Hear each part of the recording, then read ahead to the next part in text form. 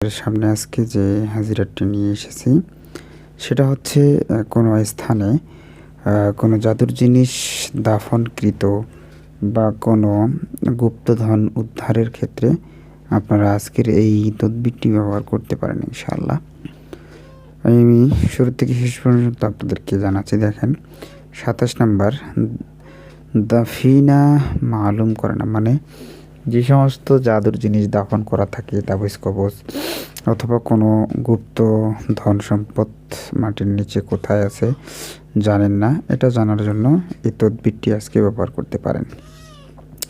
Agar দাফিনা মালুম করনা হো, যদি দাফনকৃত কোনো জিনিস আপনার জানার জরুরি হয় তাহলে আপনাকে যেটা করতে হবে সেটা হচ্ছে তুই আমল কাম মে লাই, এই আমলটা আপনাকে করতে হবে। ইনশাআল্লাহ তাআলা দাফিনা দস্তিয়াব হো জায়গা, দাফনকৃত সেই জিনিস আপনি খুঁজে পাবেন। উসমে সে এই যে আমলটার কথা বলতেছে, জু মাল মেলে তো সদকা ও খায়রাত জরুর করে।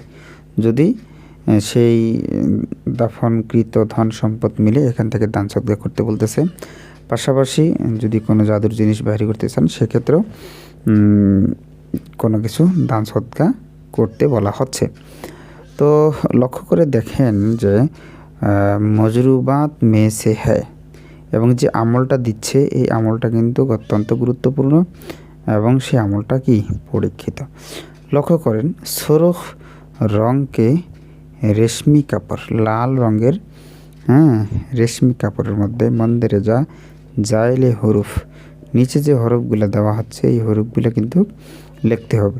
আর লিখতে অক্ত লেখার সময় লোবান আর কন্দরে কি ধুই দেবে, লেখার সময় আপনি এখানে আগরবাতি জ্বালাবেন, জ্বালাবেন, সুগন্ধি জ্বালাবেন, ধোয়াটা এবং সুবাসিত করবে। আর নকশাকে চারো তরফি আয়াত মা জের জবর, মানে নকশার চতুর্দিকে যে নিচে আয়াতগুলো দেখতেছেন আয়াতগুলো লিখবেন, জের জবর সহ লিখবেন। অর্থাৎ এরাব মানে জের জবর পেশ দিয়ে আপনারা লিখবেন। তারপরে আপনাকে যেটা করতে হবে, নিচে যে নকশাটি আপনাদেরকে আমি দেখাচ্ছি, নকশাটা লিখলেন, চতুর্দিকে আয়াতগুলো লিখলেন।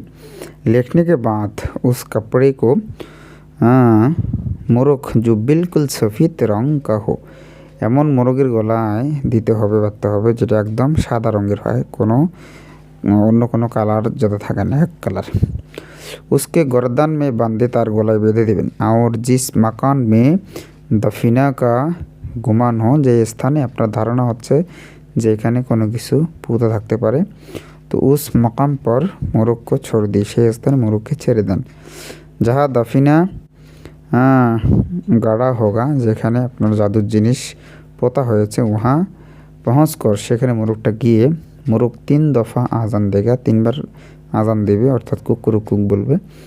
আর পাঁচবি সে আর পাঞ্জো সে গড়ি দেগা, এবং পাখনা যেরকম মুরগি লাড়ায় এরকম লাড়াবে। আপ মন্দিরে যা জাইল দোয়া পড়েই রাহি, এবং নিচে যে দোয়াটা দেওয়া হচ্ছে এটা পড়তে থাকবেন। আর জো কুছ মাল ও মাতা হো খোদ কর নিকালে, এবং এখানে যে জিনিসই হোক না কেন সেটা আপনারা খনন করে বাহির করবেন। তো আপনারা দেখতে পাচ্ছেন যে আয়াত এবং দোয়াগুলো এখানে দেওয়া হচ্ছে।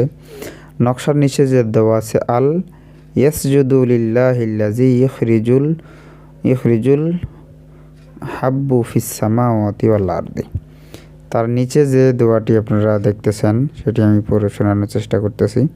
আল্লাহুম্মা ইন্নী আসআলুকা ইয়া যাকিরু ইয়া শাকুরু ইয়া শাহিদু বিমা আও দাওয়াতুহু হরফুশ শিনি মিনাল আসরারি মাখজুনাতি আল আনওয়ারি আল মালাকুনানি আন তাসখিরি লি মালাইকাতিকাল ইকরাম খুদ্দা মুহাজাল হরফি ইন্নাকা আলা কুল্লি শাইইন কদির। আপনারা সুন্দরভাবে পড়ে নেবেন। ঠিক আছে? পরে যেভাবে বললাম এভাবে আমল করে নেবেন। ইনশাআল্লাহ যেখানে যে জিনিস দাফন করা আছে আপনি অতি সহজেই বাহির করতে পারবেন।